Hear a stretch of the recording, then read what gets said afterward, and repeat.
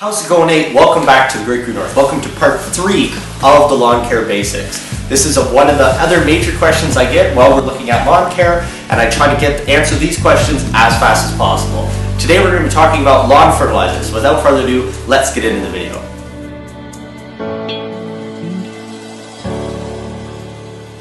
First, let's talk about what is lawn fertilizer. Now, a lot of brands tend to market it as lawn food. I would not really consider it lawn food. I would consider the sun and water to be your lawn food. I would consider fertilizer to be lawn vitamins. Basically, when you take a vitamin, you have all those nutrients that you need inside you to stay healthy. This is the same thing as that. It's a lawn vitamin, not a lawn food.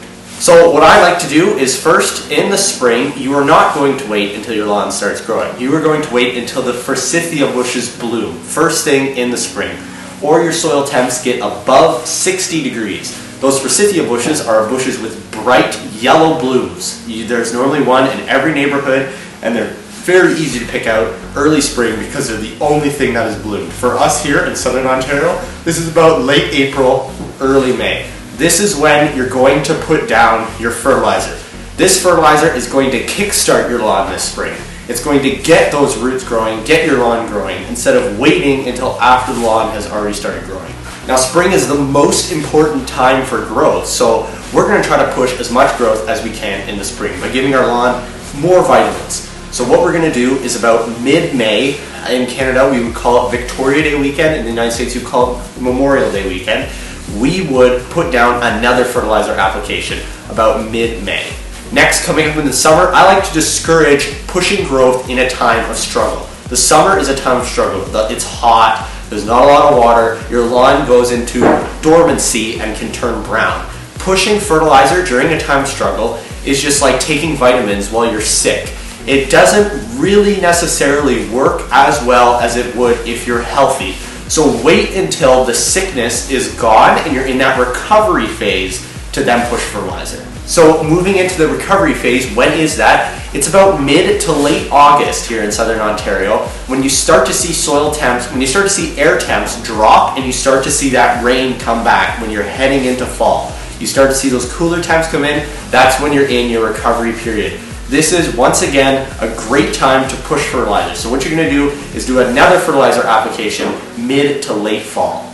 Then moving into September and October, if your lawn was really damaged by the summer, you can do another application in September to help feed the lawn, and then you're going to get to what they call Winterizer. Now what this is it's not really feeding your lawn for the winter. It's vitamins that the lawn can store over the winter so that when spring comes and it's ready to grow, it has that nutrients easily and ready to access. So, what you're going to do is about 2 weeks before your first major crop damaging frost. So this is when overnight you're going to get a deep, deep frost. You are going to put down your Winterizer fertilizer. So up here in Canada, it's about Thanksgiving weekend, is normally about a couple weeks before a major frost. Now that's in Canada. In the States, I would suggest probably about first or second week of October would be the best time to put down your Winterizer fertilizer. So now you know when to put down fertilizer, let's talk about what fertilizer is. There are 3 numbers on a fertilizer bag, N, P, and K. The first number is nitrogen. Think about this as the food, quote unquote. This is how your lawn's going to grow. The more nitrogen you put down, the bigger and thicker and the greener your lawn is going to grow. So nitrogen is kind of like a spike of growth.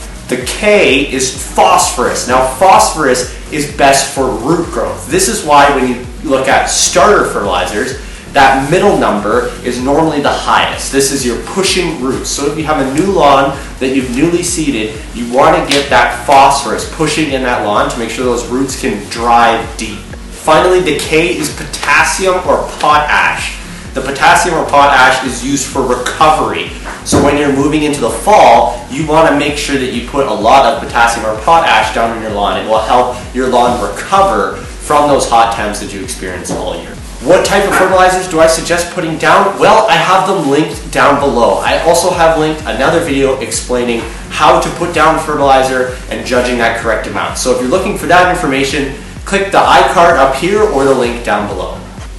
Finally, when you go to put your fertilizer down, the biggest and easiest thing to do is just follow the directions on the bag. If you're having trouble following the directions, or you have a bag that doesn't have directions, click the link down below or the icon up here to the video that I explained how to put down fertilizer and what you're actually doing when you're following the directions on the blade. Explained in depth. Anyways, that's it for part 3 of the Lawn Care Basics Fertilizer. Thank you guys for watching this video. If you're looking for more real-time lawn tips right here on Great Green North, please click that subscribe button down below. We'll be coming right here in the spring very soon.